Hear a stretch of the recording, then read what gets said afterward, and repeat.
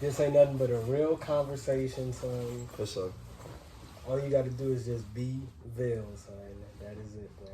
That's all I'm asking. All right, let's get it. Sersky. Welcome back to another episode of 808. Hold up. I'm tripping. I forgot it. Don't work on this side. Look, we could have been caught. We probably would have recorded that whole thing and got no freaking voice shit. So. That should have been crazy. Testing, 1, 2, testing.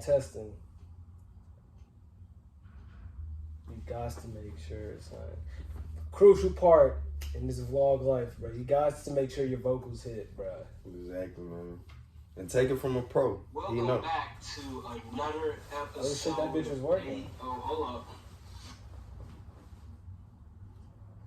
It was working on that song just now. Does your computer have like a camera on it to where it would have picked it up on that? What you mean? No, it's just my computer freaking is damaged like the fuck. That's one of these ports. Look, it's crazy because I literally dropped that bitch on the first 808.CONVOS I have with Cortland. Oh, that bitch dropped and did that, and I was like, fuck. Yeah. All right, we back with it though.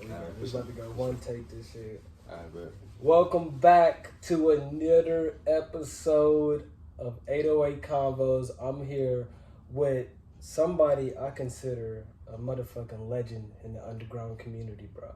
The way how this man rocks, his stage presence at shows is incredible. Telling you from firsthand, many experience, I done seen this dude rock out, bro. He is one of the most versatile artists that I know. One of the most funniest dudes that I know at that, bro. Put this nigga in front of the camera. You never know what to expect, son. I'm here with the one, the only Villa, a.k.a. Babyface. Yes, sir. Babyface. Yes, sir. Thank you, Mr. 808 Times. How you feeling today, son? How you feeling? Hey, man, I woke up today feeling blessed. Can't stress about nothing, you feel me? Straight like that, yes, son. I had a couple of donuts before we pulled up to this bitch. Had cops on Mary Lee's, man. Yes, sir. Had to get me right this morning, man. Now I gotta ask you, bro, how has the year 2023 been for you so far?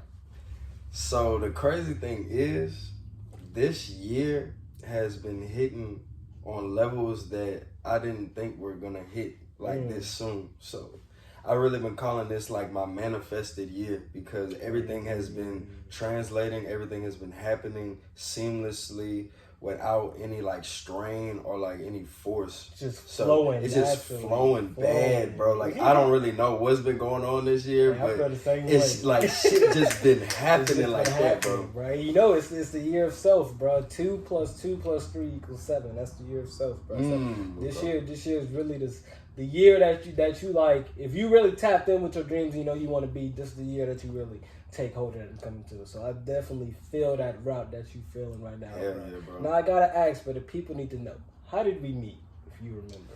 Okay, this is kind of funny because I was thinking about this shit earlier. So look, you know, it was just another weekend. You feel me? Another boring BR weekend because a lot of weekends around. I'm thinking that was like what, like 2020, 2021. 2020. Okay, 2021. You know, COVID just let up. A lot of things weren't happening. A lot of people were inside. And, you know, we were trying to figure out the move. I was with my dogs, whatever. And there was this thing that was called The Function. And when I say The Function started it all for the new wave of just this whole shit that we dealing with now, I am here because of The Function. You're the first person to ever say that, son. No, bro, like I'm dead ass. The Function was like the freaking Big Bang of the underground scene in VR. Bro, because it was just so many people. I met you, I met Hugo, I met a lot of people that night too. Hella people that night, bro. Hella people that night. And it was just crazy because like I didn't think nothing of it because I thought it was another event curated by people I already knew. You feel me? So I'm like, okay, it's about to be another event. Same people, same faces. But no, you know, it was just like I met so many different people. I was on that vibe that night. I was drunk as a bitch. You feel me? And that was the first time. Juice was crazy at that bitch. Bro, look. Y'all put something in that jungle juice. I swear to God. Because I 2 cups in, I was like, yo. I had about 3. I had about 3. Yeah, bro. So now I was lit that night, bro. And then, you know, I'm walking around. I see this young fly ass nigga, bro. I'm like, okay, who is this nigga here, bro? He got the camera, the vintage shit, and he had a hair like this. I'm like, oh shit. Next thing I know, he put the camera on my face. I'm like, oh shit, blah, blah, blah. I started talking, this, that, and the third. And then what I realized, going back to the footage, like I had the majority of the footage from the function of just like following around, just talking to different people and shit that night. Like you was like your own like little scene inside the video. Like inside, yeah, like you gotta fuck with this dude right here because he the truth. I'm just plugging niggas in. I was like being free promo. It's like it was crazy because it was like so natural. It like wasn't even planned. I barely knew you, but I was like, I thought the same. Like, bro, this nigga fly as hell right now, son. And he got the energy when I put the camera on. It's like, because one thing about 808 is that every time I take my camera out, I never tell people what to do. I just put the camera on and I let them react however they react. I ain't tell Bill, hey, shout these niggas out. Nah, that nigga just started doing that shit by himself. It was crazy. As it should, bro, because it was crazy. Like, that was kind of like one of the first times somebody just put the camera on me. Usually I got like direction. And this time I was like, okay, cool, I'm on a vibe. He was like, hey, bro. I'm like, oh shit. What's up? Just started going with it. So, nah, bro. After that night, I think me and you talked about it. We was like, after a while, we kept seeing each other. After that back to back, it was like, bro, it was because of the function. It's because of the function. This, that, and the third. I ended up making an appearance in one of your music videos, bro. One of my music videos. Hey, bro, he cameoed the fuck out that shit, bro. Had my shit looking crazy. My boy, he took my chick, bro. I was a nigga that lost the chick in the video. Hey, man. That was a fun vid, bro. That was a fun, but yeah, definitely. Hey, meeting y'all boys at the function, bro. The shit was beautiful. It was a vibe, man. So it was just like, it's like you said, it was like the big bang of like everything like really like coming together. And like we've been down and we've been tight ever since. Exactly. We got some crazy ass memories in the book. And bro, already. One thing I want to say, like before we even get like, you know, like further into this, bro, I just want to give you your flowers, your props, because one night last week I was looking over old footage and shit. And I'm looking over a lot of your footage, bro, and I realized I'm in the majority of that shit. Like, I literally have a playlist of all the videos. I mean, there's like 10 videos, bro. So I just want to appreciate you for taking your time out and just you being on your craft and your grind and really helping niggas with their platform and really displaying the culture of BR, which was lacking. So this is like me giving your flowers on your show, nigga. So keep it going, keep it up. And it's still here. It's still going. He just dropped another Cinco de Mayo vlog. Got me in that bit looking mad as a bitch. But hey, we good. We still in that bitch. We got to talk about that Cinco de Mayo vlog later on in the vid. But that shit was crazy. But yeah, hey, man, I appreciate that, man. That's some real shit, bro. Like I always say, bro, if it's not for y'all boys out here living this life like that, I wouldn't have anything to record. So I need somebody to get content for. So it's like it's a plus. We all it's a yin and yang. Everybody is flowing together, bro. Because y'all creating and I'm recording y'all with my creation of y'all creating. It's perfect. It's perfect. It's a perfect harmony, man. Everybody's here or something. But hey, you already know how we get down with 808 Convos. I need to start this shit from the beginning, bro. I need to hear about the childhood of Bill. What was the come up like, man? I want to hear it all, bro. I can say, son. For sure. What made you in this, like right here, like childhood moments that made you who you are, bro? Okay, so story starts as a young kid in diapers, just running around. You feel me?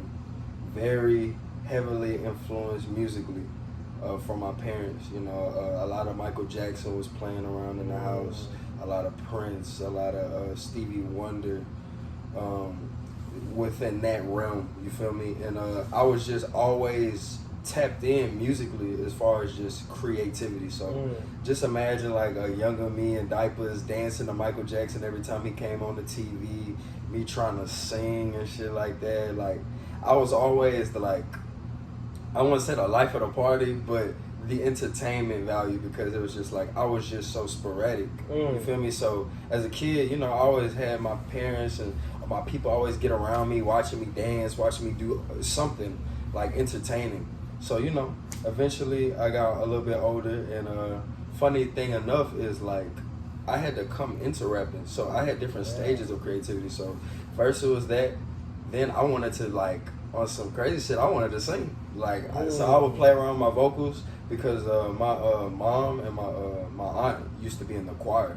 So just hearing them sing and hearing them rehearse at the house and going over notes and stuff like that, that inspired me. Big. That's bro. Real so right that kind of like showed me, like, you know, I have a very talented family. So that kind of just inspired me to do like what I wanted to do. And even my uncle, like, shout out to him, because he was the first one to really show me how to record. Like, he had one of the first like home studios, like on some like rigged up shit. Like, he had the real like fat screen and with the like actual desktop and had a whole setup and shit. But it was crazy because as a kid, I didn't know what I was looking at. I didn't know what I was like really paying attention to, but I was just there in the moment. So what I understood later on is like that kind of played a part into like what I am today. So, you know, being around that, eventually middle school hit, I wanted to start dancing because I was like, the vocals not hitting. Hip hop kid, bro. I was a real hip hop kid. All real hip hop kids go through the phase. We was all, if you from BR in general, you had to be a dancer at some point. You had to, bro. It was just something it was just like, because, you know, BR, there's nothing to do. So, you know, we went to dances. So it went like, you know, I used to want to break dance, but then the most pivotal and pinnacle point is when Jerkin and Dougie came out. When that shit was out, everybody in their mama was dancing. It was crazy. So I remember it like it was yesterday. Yeah, bro. We did the whole nine, bro. Like dance crews, linking up at Skate Galaxy to do like videos and have dance sessions, bro. Even at the school, like they would have little dances on Fridays. We'd get together and like dance at them bitches, bro. Even like I got my homie Bleezers, he could contest to this shit, and even Josh, like he was on that shit too, bro. Like we was all on that shit. And then, you know, after that, got into high school. I started dabbling into to rapping. So I had like I had a tablet at the time and I had an iPhone. Hold on, before I even get to that, I just need to show where this shit started. Come on, so, break it down. I forgot what year, but 8th grade, my last year in middle school, I'm in the computer lab, you know, just going through music and just surfing the web on some shit. And I run into, Kendrick Lamar, you feel me? Okay. So, I've been hearing about him, had a previous indication that like, he's straight, he's not all that. Swimming Pools was one of his biggest singles. I'm like, this be cool. I played his album because it just showed up on my recommended. That Good Kid, Mad City? Good Kid, Mad City. And when that Shireen came on, that that shit hit me in a way that I've never felt before. After that, I went home. This is when I was skateboarding at the time. Yeah. And I listened to the whole album just skateboarding. And it got dark. And I remember, like I'm being very vivid right now. Like, come on, I was on the tennis court by my crib. And I was doing laps, just trying to like perfect my ollie or whatever. And when that song, I'm Real, came on, I instantly stopped. I sat down and I was looking in the sky, just listening to that song. And I was so filled with emotion to damn near to the point where I damn near was about to cry. Damn. And I didn't know what was going on, because I'm like, I've never felt like this before. But I knew by the end of the song, I said, I have to rap. I have to make music. Shout out K-Dot, bro. K-Dot, you did that shit for me. And I got a lot of influences, you feel me? Michael Jackson, Pharrell is literally the pinnacle of just my sound, of like my approach in general. But Kendrick Lamar got me to really rap. Like, I have to do this shit. Like, I have to. So I felt compelled. Instantly, the next day, had a little tablet. This is when SoundCloud was fresh off the market. Shout out SoundCloud. SoundCloud wasn't even a real thing. I didn't know. I was just looking up apps to record. Found that. Literally, I was recording on my phone and I was playing the beats off of a tablet. Sheesh. You feel me? You was real. I was real underground. Underground shit, bro. I didn't care. I got it out the mud, bro. Just creating, bro. You ain't real if you ain't never hopped up in your closet and laid a verse down. Literally, bro. Literally. And it's just like, I didn't care at that point, bro, because I was just so fueled with fire and just so fueled with, like, passion. That ambition, it was just so thick, bro. I had to, like, just let it out. So, you know, I did a couple of tracks on there, and then, like, that's when high school had hit. And that's when I started introducing everybody to, like, hey, bro, like, so I've been trying to make songs and here and that, this and the third. Started showing people. I was like one of the first people in my high school to show like SoundCloud. So you was putting niggas on. I was putting niggas on, but I didn't know. I was really just playing them audio. It was really, to me, it was like voice memos, but it was on a platform. So I'm like, cool. And then after that, I had met one of my partners named Alton, go by AMJ. You feel me? Literally one of the first people to actually put me in a studio room. And, you know, he invited me to his crib, and I made one of my real first tracks called Kings. I wish it was still up. Literally one of my favorite songs I made ever. It's like crazy. Like a lot of people, when they make their first real song, they be like, I don't really like it, but nah, bro. I was really spazzing. And it was my first time hearing myself through studio equipment. So hearing my voice played back, I'm like, yo, this shit sounds great. It's different, bro. I'm like, yo, what the fuck? So I'm just in that bit and just awe, and that just added another battery behind my back. So started making more music here and there, you feel me? And then that's when I started to show Josh, and that's when he was like ready to start making music. Because the funny thing about me and Josh was like, we been rapping. We was rapping for like a solid year, almost 2 years before we started recording. Yeah, that's what Josh, for those who've been tapped in with 808 Convos on this, the last convo I had with him, he was like, y'all boys is already in the rapping game. His older brother was like telling y'all to rap and shit. His older brother, you know, his older brother, which I will never forget how he inspired us, but like, we always used to be freestyle rapping, like either it be at his crib, or we used to ride bikes or skateboard, but we'd always stop at this church that's up the street from our crib, sit down, pull the phone out, and just start freestyling for hours, bro. And like, we was having fun with it, bro. We didn't even really think about it too much. Yeah, you know what y'all gotta do? Shoot a music video freestyle at that church. At the church, bro. And it's still up there, so like, hey, we got to get, look, we got it on footage, so we got to get this for a percentage. We got to give it a percentage. But nah, man, like that shit was crazy. And like, I remember we used to freestyle for his brother, and he was like very cutthroat and very like, he'll let you know what it is.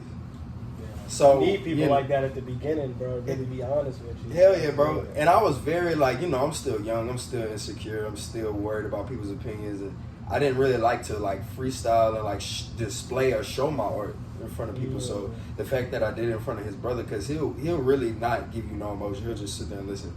And then he told me like, bro, you know, you just need to get your words right, but you got it. The flow, the delivery, you sound nice. Like, you need to keep going. Like, you sound raw. I bet that was so impactful. It was impactful because it was like, it was coming from like a older source, you know, because I never had like brothers growing up. So the closest thing was Josh and like his older brother. So to hear from his older brother, it gave me that sense like, okay, if he let me know it's raw, that lets me know, okay, I got something. So every time I would see him, where the music at, when you dropping, y'all boys keep playing, but y'all need to drop that shit. One of his main things was telling Josh to drop the album. And, you know, just being there for that process, it was just like knowing that if he believes in us, then we can actually do this shit, bro. And that's when we was early locked in, like literally the... How old y'all is around this time? Just to give a reference. Shit, around maybe like between 15 to 16, about to be 17. Like, no, like, probably like 16, about to be 17. Yeah, so we was youngin'. We was youngins for real. So, like, I want to ask, like, because Josh said that y'all got the name Cul-de-sac, like, it originated from, like, who came up with the name? I know it originated from, like, your idea, like y'all, you stayed on like a cul-de-sac or something like that. So look, the thing is like our neighborhood is filled with cul-de-sacs. It's like about like 4 or 5 of them bitches in that bit. And the thing was like at the time, you know, I was watching a lot of Ed, Edd n Eddy. And look, so I'm gonna go very specific on how it happened. So we were rapping, we were making music, and we was like, bro, we need to come up with a collective, bro. We need to come up with a group or some shit, bro. And we was like, okay, cool, we're gonna think. So I remember specifically, I wish I could remember the year, but whatever year I was working at Blue Bayou, I was at the funnel ride. Yeah. And I'm sitting there at the bottom, I was a lifeguard at the time. I'm like, okay, what's a name? What is a name? And I couldn't think of a name, but Ed, Edd n Eddy, I kept thinking of the show. Because I watched the show before. I watched the show before I even pulled up to work that day. And then I'm just like,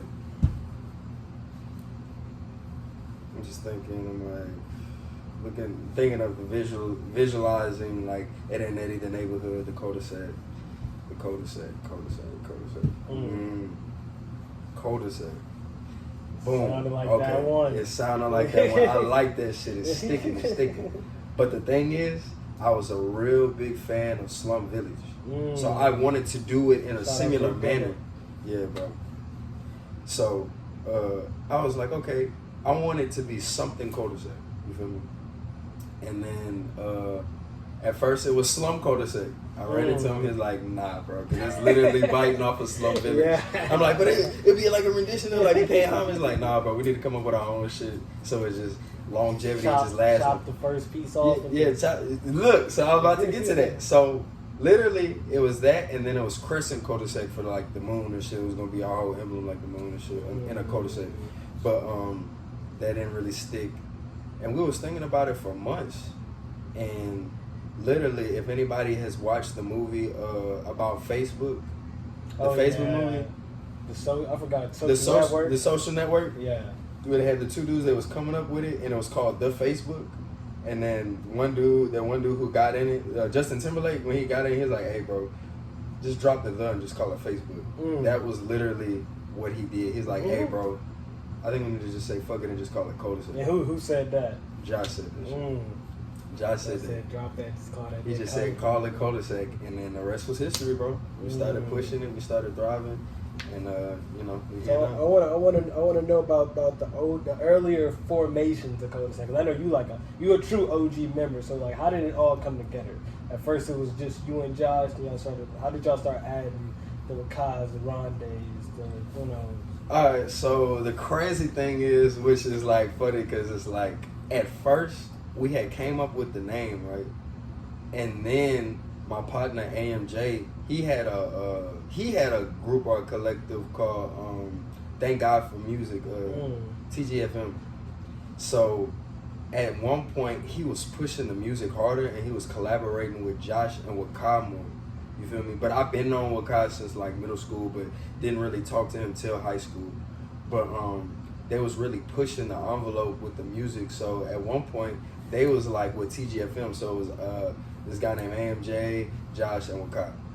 Eventually it got to the point where, you know, AMJ started kind of like walking back, and like me and Josh was still kicking it, still like locking in and shit like that. And so eventually it was like, all right, bro, we need a full-fledged do this cul-de-sac shit. It could be me, you, and Wakai. And I remember the day when we officially made it happen, when we made this song called Interviews. It was like this this infamous verse of interviews was never apparent to me. Mozzarella in the cheddar was followed by greed. Gang sign was always bloody, was never too cool. It was something like that. I forgot the verse already, but it was something in the lines of that. And then after we made that song, we made a song called Pulse Windbreaker. And that was we was underneath his the stairs of his crib, and I think we officially was like, okay, bro, we got 2 songs on our, there was us 3. I think we just need to keep going and pushing that shit. So that went on, did a couple of shows, did our first show at Highland Coffees, which was nerve-wracking for me. That was my first show, and especially being the oldest, it was like, yeah, how the fuck am I the most nervous?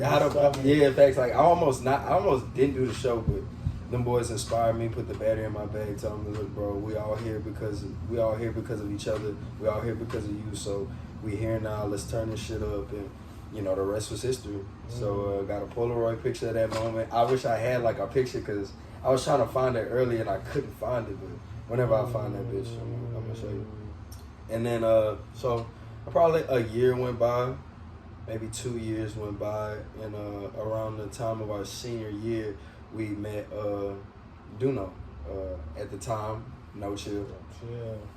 He was helping us out with the visual aspect because he had a raw ass camera. So we never had the visual aspects on point. So he was, you know, shooting a lot of videos for us. He was the kid in the Adult Swim hoodie, you feel me, with the thick glasses. He had the fro. This is before the glow up. So, you know, he was always a cool vibe. He always had the energy. That's one thing I will say about Duno is like he's always genuine. He's always been himself, regardless of where he was or where he was like mentally or just growing as a person. Vibes. I love my boy, son. So, you know, eventually he was around enough to get the inspiration to like, you know, want to make music too. Because he's always wanted to make music, but he was just never around the right people or had the platform or just been inspired enough to do it. It was just something he played around with. So he dropped this song called Katana. And we listened to that bit. We was like, yo, my something pretty wrong to say like he's just behind the camera. So, you know, eventually it evolved into more music, and infamously it just was like unsaid, which was crazy because the thing about Kodak is like it's never really said. It's just like, you know, you in Kodak, right? Like it's obvious at this point. Like so hanging with us, you vibing with us, making music, and getting footage. That's why I always tell people I'm a long lost brother of Kodak. Hey, bro, literally, bro. If we have a long lost brother, it is 808, man. 808 cul-de-sac, man. Literally. It's real, man. But nah, so yeah, that went on, and then, you know, started making music. And the funny thing about Rondé was I've been knowing him since middle school. He was always that kid that used to sing a lot. That's what John said. So in middle school, just imagine like a higher pitch Rondé, you feel me? Just always singing, bro. And it's like, you know, as a kid, it's almost like a joke, but because I was always musically inclined, I was always around it. It was refreshing. It was cool. It's like, you know, it was middle school. Nobody doing shit. Everybody dick riding or trying to impress the other person by doing the same thing somebody else just did. But with Rondé, it was like, you know, he was being himself 100% of the time, singing in front of people. He just had no fear in his heart. He didn't care about who said nothing, who said something or whatever. And, you know, some people would always get on his ass like, bro, shut the fuck up, stop singing, this, that, and the third. But every time I hear that shit, it always just impelled me to be like, yo, hey, Ron, fuck all that shit, bro. Keep singing that, but, you know, sing it one more time for them niggas, bro. Make them believe, nigga. And I was always there to help him out and shit. So, you know, time went by. I kind of linked up with him, like, after high school. Just like, hey, bro, how you been, this, that, and the third. And he was making music at the time. This is when he had...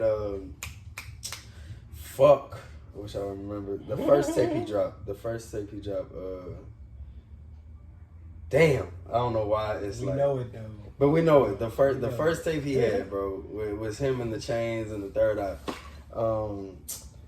That had dropped, and that had gave us like a little taste of like what he could do. You feel me? So eventually we got in the studio, we kept recording, we kept hanging out. He was just always around.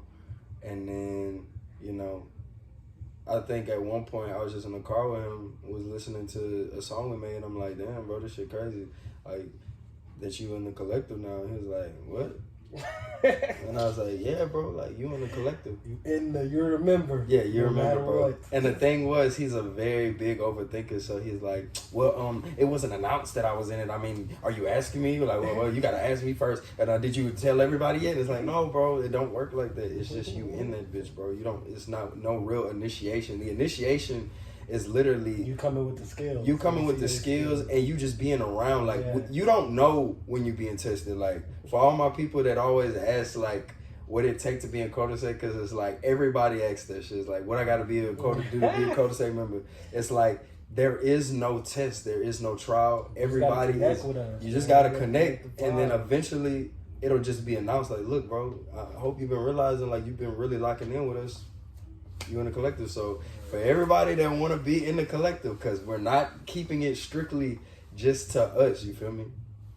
Just be around, catch a vibe, really embody the cul-de-sac vision, and then it'll just happen. Like this shit just happened for everybody, and like, you know, our team. What we say? Team is full, bro. The team is full. The team is full of stars, man. The team is full of stars. The team is crazy, bro. How we all just like connected, but it's almost like connected at almost like the perfect time, because it's like I always say I wish I would have been knowing y'all boys most of my life, but it's like I came in into all y'all lives. Like everybody like really started linking up and hanging out with each other like at the perfect time. At the perfect time, bro. And it's like ain't no hold up. Let me restart this bitch. I only got 30 minutes. Okay. When I press go, you can just go right back in what you was about to say. Okay. But yeah, like the crazy thing is like it was perfect timing, because when it was around that time, that's when everybody started getting active. That's when everybody was able to start linking up. People were dealing with different situations. Like, if you met me earlier, I wasn't going to be able to be more as active as I am now. You feel me? So you would have seen me far and few. But like I said, yeah, perfect timing for everything. And yeah, that's why it made sense. But the latest member that I want to say, just before we like clear that up, come on, you feel me, is Osha. So that's the latest easy. member. My boy. How that shit locked in, you feel me? Another funny story. I've been knowing him since football. So I used to play football for this is like Breck League in called the Trojans. And he used to be there type shit, and I remember a specific moment we had these drills where we would like go, like it would be like down set hut, and then Oklahoma drills. Yeah, and like go at each other and who can knock each other down.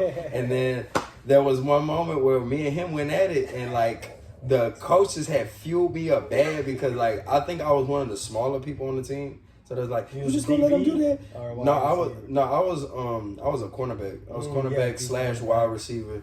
But they was like feeling me. I was like, you just gonna let him do that? You ain't gonna let him push over you, this, that, and the third. And I'm like, I'm like mad.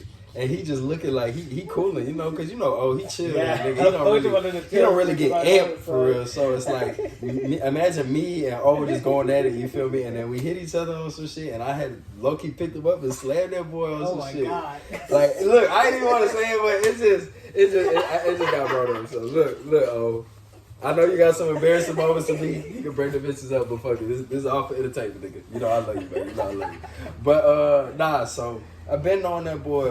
I've been knowing his people. One time, like they had dropped me off at the crib, so that shit was already locked in before it was locked in. So one year, probably like 2020 is when, you know, we started linking up a lot more, because he was really cool with Duno. And he had a camera, but the thing was, he was like so ready to shoot that we was just talking. I'm like, hey bro, you ever thought about doing like music videos? He's like, of course, bro. And he was like, yeah, whatever y'all want to do, whatever y'all want to get started. And he wanted to start with my shit, so we started off with this song called Where I Live, which is a song I dropped. I think that been on YouTube, huh? Yeah, I think I watched a music video. I didn't even know Osha shot that. Dang. Yeah, Osha shot that bitch, bro. And that was my first real official music video, for real. So the fact that he gave me that opportunity to really just display my art in a music video stands to say he did my first one is crazy as fuck. That's wild. It's crazy. And then it's like, you know, he was very patient with me. I was very hands-on with it. He saw my vision, and he actually sat and wanted to understand what I wanted and wanted to learn, and we grew together, because, you know, this is my first time coming at a music video. This was his first time, and it was like a multiple day shoot, and it really felt like a music video. And ever since then, we just been locked in. We did that one, then we went and had a trip to Nevada, Florida, and we shot the Z4 music video. Then he shot the video for Recovery, and then I was doing this music episodes on my second page, and he was shooting all of those. But it just got to the point, like, I think beforehand, I think when he shot the Where I Live, I already knew. I was like, look, bro, I don't think it has to be said. You pretty much ain't going to say. So a very valid member, bro. Respect the man's behind the camera, bro. Respect him, bro. One of the illest, bro. I wanna get into like how's this music journey been? Like because you already been talking about the first half of it. How's it been like from 2021, 2022 and here on now? Like, okay. So you've been dropping projects. I've been dropping projects. Music, you've been performing. Yeah, bro. So the crazy thing is, it's like when COVID hit, it kind of changed like my whole paradigm on like my approach with music. So I really took the time to like step back and learn my craft more, just hone in. This is when I really was, I was in a situation with a female too where I really couldn't lock in with my music because I was really focusing on that, focusing on work. I was really locked into the matrix bad. So I was parlaying with music, bro. I wasn't dropping enough. Like literally, like one of my main things is where the music at, bro. You don't drop enough. Like when you gonna drop music, literally that boy Josh had to put in a song to get my ass up. Where you at, man? Yeah, bro. Literally, bro. So I'm saying like that shit put a fuel in my back to be like, okay, bro, you ain't finna play me on a track like I'm gonna drop music. So 2020 hit. That's when I started taking that shit serious. I dropped Where I Live and then the series of songs. After that, started creating my own buzz, you feel me? I started learning more about marketing and promotion and started really taking myself serious. So if I'm keeping it honest, like I be telling everybody, and I had a conversation with Josh about this, is like I didn't really take music stupid serious till 2020. So really, I'm really on my third year for real. If I'm looking at it from that perspective, like on a marketing, really exposing myself perspective. So as far as the journey has gone, it's been very plentiful. It's been very inspiring. And I've been going through a lot of phases, trials and tribulations, different sounds. Like after that, I was really into the grunge, like rock sound, heavy 808s, and just like real grungy vocals and shit like that. And I did a lot of projects in that sort of manner. Yeah, J. Cole stole Dreamville stole your flow with that sticks. Hey, bro, I ain't gonna talk about that shit. It's just, like I said, I don't believe in coincidences. Look, so I ain't gonna stunt, bro. I heard y'all shit first, and I ain't gonna stunt. When I first heard they shit, I was like, yo, this sound like my nigga Bill. That's what I'm saying. Like, look, bro, I'm never that type of dude, bro. I'm never that type of dude to be like, hey, you bite myself. Hey, what you doing, bro? Because, of course, it's Dreamville. But I don't believe in coincidences, bro. So the backstory on that, before I go back to what we should talk about, is, so it was a song called Sticks that me and SV Haley made. Shout out BHV, you feel me? Shout out BHV.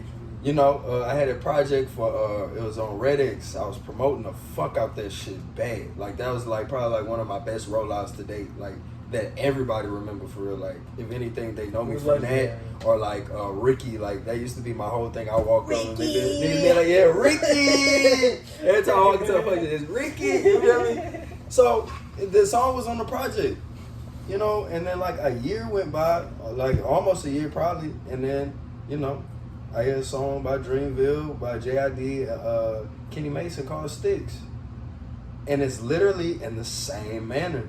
The cadence, the energy, the raise, the song title. The chorus is literally Sticks. The chorus that we made is literally Sticks. You feel me? So it's like, okay, what the fuck? So, I felt mad. I started ranting on IG. And then I got a whole lot of feedback of people just telling me, yeah, bro, this sounds too alike. This shit crazy. And like I said, I don't believe in coincidences. So I don't know if niggas were being watched and, I like what they did. Somebody do something, or we just aligned like a motherfucker. But I cannot let this shit slide. I can't let this shit slide at all. Man, bro. Shit, no. But I wanna get into.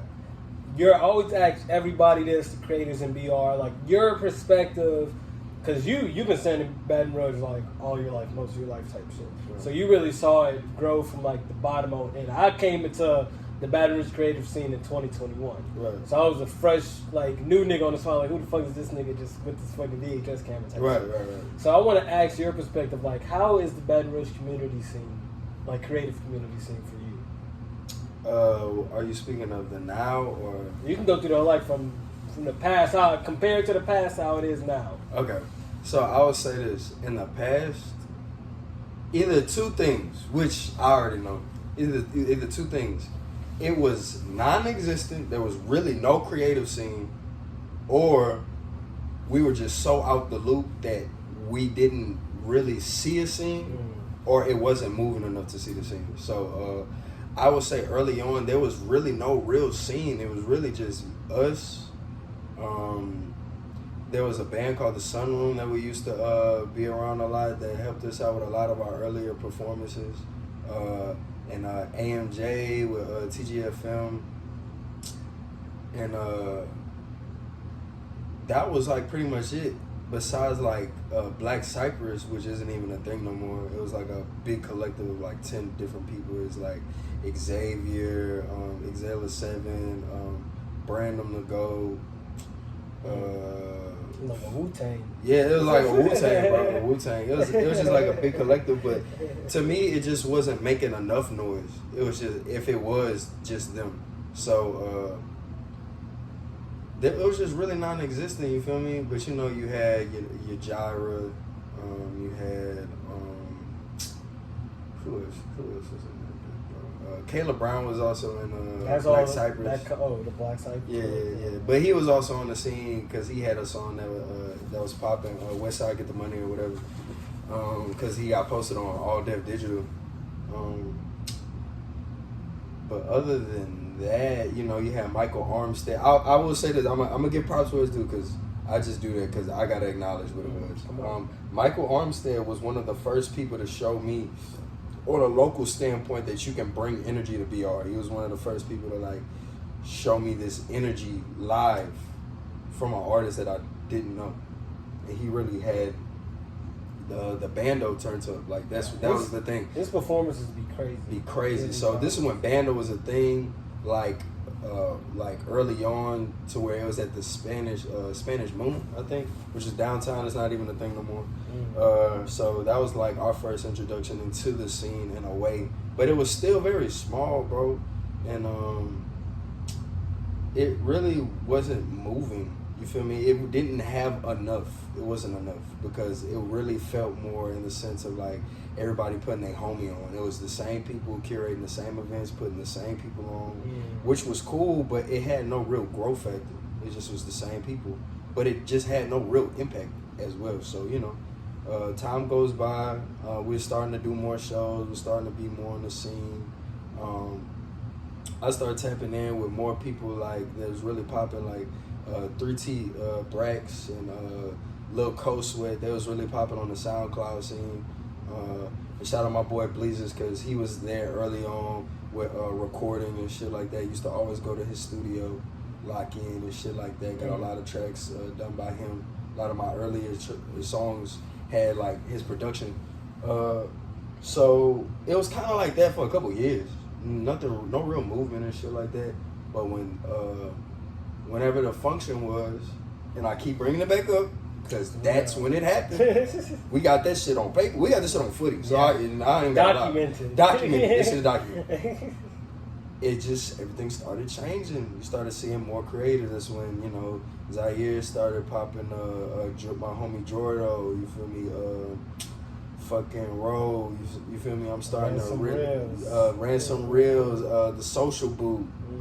Y'all, everybody started popping up to the point where the creative scene started getting more diverse. It wasn't just in the music. Yeah, it was like, you know, amazing painters, you know, amazing people who take photos, poets, videographers. Right. Music is like everybody. Yeah, and it wasn't like that. We didn't have a lot of those. Like, even you, bro, like, you are the first of your kind for real down here, in my opinion.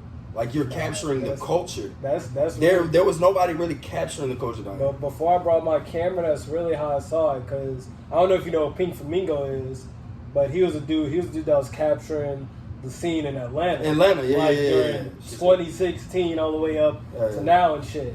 And I was like, Louisiana ain't got nobody really out here on the field just capturing shit like that. So I brought the same camera he got. And I was like, I'm gonna create 808 TV and just something. I was already in love with documenting my life before I even brought the camera. So that vlog lifestyle, it wasn't new to me. It wasn't like I just said, I'm gonna just start vlogging. I was already vlogging shit off my phone. Hell yeah, bro. Hell yeah. So yeah, you been at it. You been at it, bro. But nah, bro, it wasn't like that until y'all came around. So that's one thing I will say. Like, not only did it, like I said, it was like a yin and yang, but not only did we turn y'all up, but y'all turned us up. You feel me? So it was just everything coincided. So I feel like right now we have the most cohesive, the most lit, the most diverse scene that we've ever seen. And it's still growing. You One feel of me? the greatest scenes in the world, bro. I think. Bro. And, and even I'm even shout out BHV. You feel me? They started my young niggas for real, bro. Like they started popping up. We try to embrace them a lot more, to bring them out more on the scene, and you see what they got going on and shit like that. So Rages, you feel me? real raging, really turning up the city, bro. And like everything is starting to come together. So like when we're going back to what you were saying, like perfect timing for everything, it's literally that. We caught the perfect timing. And the crazy thing is, it's only getting better. It's only growing. And, I look at everything as, like, seasons and series and shit. So, who knows? We're going to have a new season of just newer people coming in. I feel like we just going to keep getting better and better, expanding, because, like, we really inspiring just people who's, like, scared to create, to just come out and create, because, like, it's such, like, a welcoming community. It's exactly. Like, you don't really got to fear for being yourself. That's one thing I like. It's like you really tell everybody just out here being themselves. Exactly, and bro. Showing their skills. And that's what I'm saying. It's so diverse to the point to where it's like you can be more expressive of your genuineness, of your truth, because it is a lot of ways to articulate and display your art. So it's no longer the scene is this, so I'm not into that, so I can't do that. No, bro. There's no kind of standard. You can literally do whatever you want. This shit is like on some GTA shit. If it's ill, it's ill. It's gonna get us props. Like I would say, we on some wild west shit, bro. You can do whatever the fuck you want. Oh, the wild west. All right, man. Let's get into the most special part of 808 Convos, bro. The motherfucking questions rounds where I shoot darts at my boy and he answer off top of the dome, bro. All right, you ready, son? Be quick. All right, man. All right. Tell me about three or less of the most influential people in your life, and how did they impact you? Okay. I already spoke on this before. Kendrick Lamar, he really got me into just like the rapping aspect of just really locking in and honing in on my craft and really just doing this shit. Like without that, I probably wouldn't even be here today for real. Also, I gotta shout out my mother, only because she's just very embracive with just what I have and what I wanted to do, to the point where she was like my cheerleader. Like, shout out mom. Of course, like she wants me to be more realistic about life, but when I do sit there and talk about, my aspirations, my dreams early on, she was just there, just like bright-eyed and giving me my reassurance and telling me I'm about to be the biggest thing that there ever was. You gonna get us that house, really? You finna get us up out of here? My mom is the same way, so I'm feeling this. So it was just like that did a lot for me, more than what I knew. You feel me? And so I say shout out to her. And who else was a big influence? I'm gonna give him his props, but Rondé, in a sense, because he kind of came in a pivotal point of transition of me kind of like coming into myself and helping me spiritually. You feel me? Coming to like my own and helping me on my path and helping me learn more about manifestation, and I'm my own God, and I can lead this world by how I want it to be led. You feel me? Man. So that kind of helped me with just my whole mindset. Like without him, I don't even think half the things that that have even transpired in the past couple of years would have happened without that mindset that he helped me with, because he helped me really lock in on myself, helped me become a god. Like right now, I feel like I'm in my god body. Like literally. God bodies. Yes, we in that bitch. I literally woke up today and I said, man, I'm feeling like a god. I'm feeling like a god, bro. And there's been plenty of moments this year that I'm like, bro, I'm a god. Nigga, look, I'm talking about stuff with this. Nigga. In the real essence, though, like when we say that we feel like gods, we don't feel like we like the one and almighty. Yeah, of course. We mean that we gods of our reality. Of our reality. Like we we are in full control of what we do in our lives right now. We are gods of our lives. Yeah, don't get it messed up, bro. There's no confusion in what we doing with this life that we live. Bro. Exactly. We control this shit. Like, bro. we live through God, but we are of We are God, gods. so that means what? We are gods. Plus, we black. So And we black. Hey, bro, you can't be mellow. You know, you know. Yeah, you can't beat it, bro. If you don't, hey, all right, check this one out, bro. What is your biggest failure or setback, and what did you learn from that experience? It's a gut punch. Okay. Woo! Alright, this is the first time I'm ever saying this shit. So, it's real. COVID hit, you know, things that happening, niggas not working and shit, this, that, and the third. But I stacked up a lot of money from just working in general. And you know, them COVID checks was hitting every week. You feel me? So, I've accumulated so much money over time, over thousands of dollars, like damn near 20K, just sitting on that shit. And that was the time I really started taking myself serious, and I was like, bro, I got the money, I got the resources, I'm about to blow. I'm finna make this shit happen. But I lacked the knowledge. So I was so frivolous with the money, I was throwing it at anything that I saw. And it helped me out knowledge-wise on what not to do. But if I had it my way, redoing it, I would have saved that money and put it on other shit. But invested. But I did invest some of that money. I did actually do. And I still have some of that money. So I got money to show for it. But the majority of that shit was like frivolously spent. Like, I didn't care. I was like, oh, you want to help me? Oh, you can make my views go up? Bet. Oh, you want to put me on this platform? Bet. This? Bet. I wasn't negotiating. Whatever price was told to me, I was throwing it out. Very frivolous. I was going through a midlife crisis of feeling like the end of the world was happening, so I wasn't going to be able to spend this money. So I was like, fuck it, bro. I got to burn this money because it looked like the world finna end. This money ain't finna be shit. I ain't finna sit on money that ain't have a value. So, I feel that. 3 years have went by, and the world is not ending, and I feel stupid as fuck because it's like I could have had put that on an apartment, could have put that on a better car. You know, I probably would have been in a better financial situation if I would have been more smart. Even like with my art and just like my craft. But that's one thing. It's just like one of my biggest like regrets. And I'm one of those niggas who never have regrets. Like, I feel like everything happens for a reason. But that one, I was like, fuck. If I had that money right now, bro, I'd be up. But you learned though. You learned, and you still live to fight another day. Yeah, I'm still here. So still here, son. I still got some. I still got something left in the tank. All right, this is another good one, bro. If you can go back in time and give your 18-year-old self one piece of advice, what would it be? Drop that shit. I was so hesitant on dropping music, bro, to the point where it was like I did not want to drop music. It was so weird because the whole thing is like, just going back to like the early stages, is like I was blessed enough to be in a realm to where I had a teacher who had a studio in his class.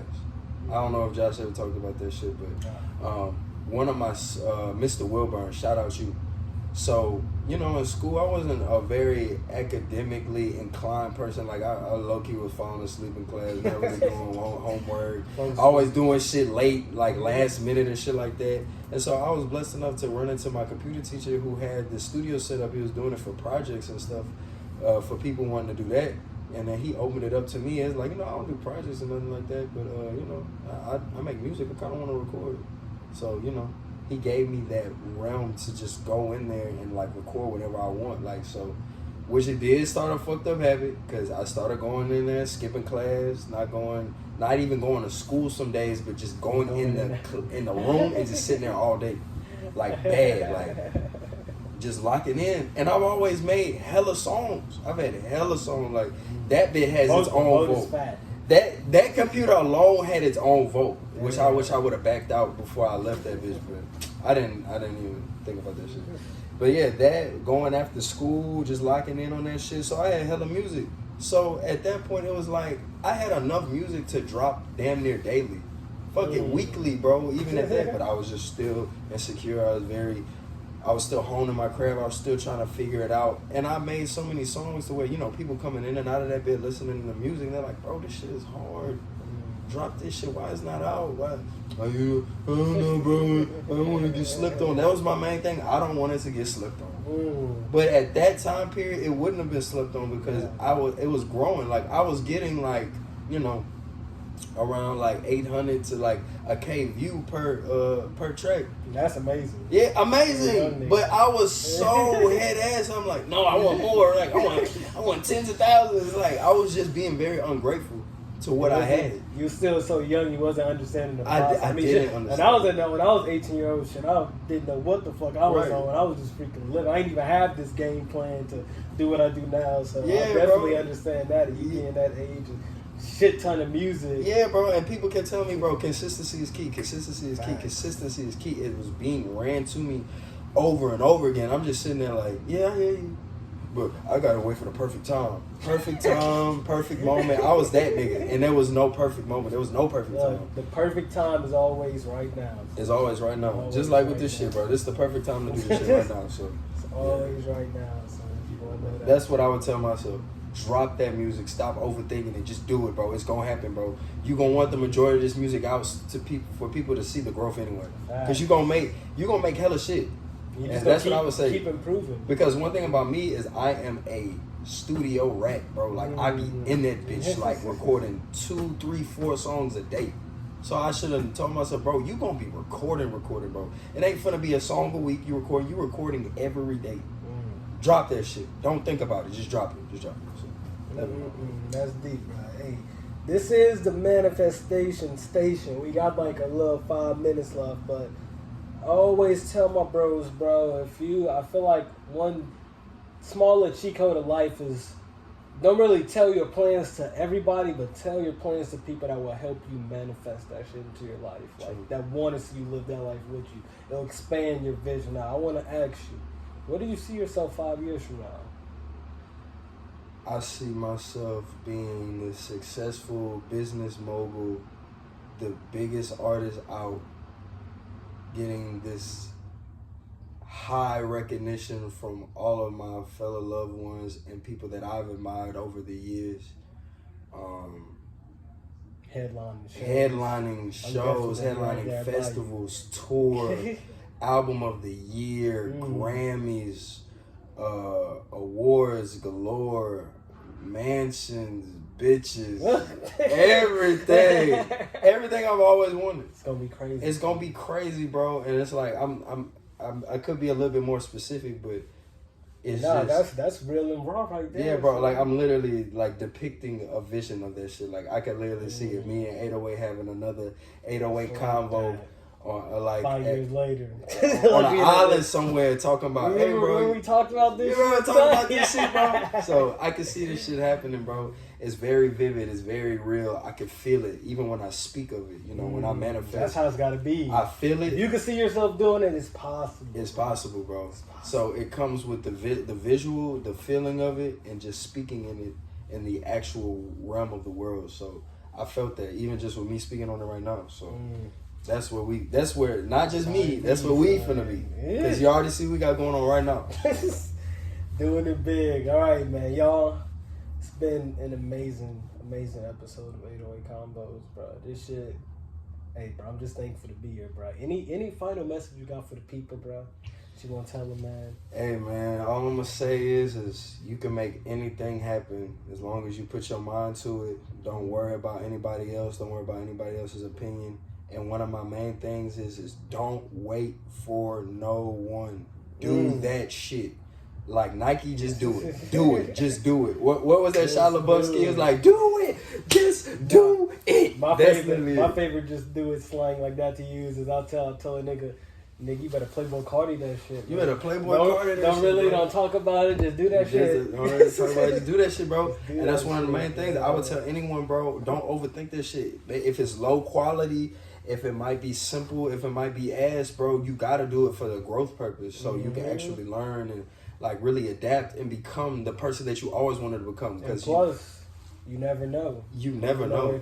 You never know where it can take you, and you never know who's watching. This one, like that one art piece that you may not be so fond of, may be the one that people be like, wow. Right, bro. It's one of them ones. I made plenty of songs that I felt like weren't the one, but it's a lot of people's favorite tracks. You feel me? Like, so like just that. gotta keep it going, bro, and things gonna happen. Consistency is key. Exactly. That's the main focus. Consistency. That's the message of the year right there. Literally. Bro. All right, man. See y'all, man. Y'all have a great day, man. Stay easy, stay peace. We about to go shoot this damn music video once I hear. Yeah, thanks. See if he in the barbershop right now, man. Y'all stay easy, bro. All right, man. Come on, bro. That's an hour-long episode. Wait. Oh.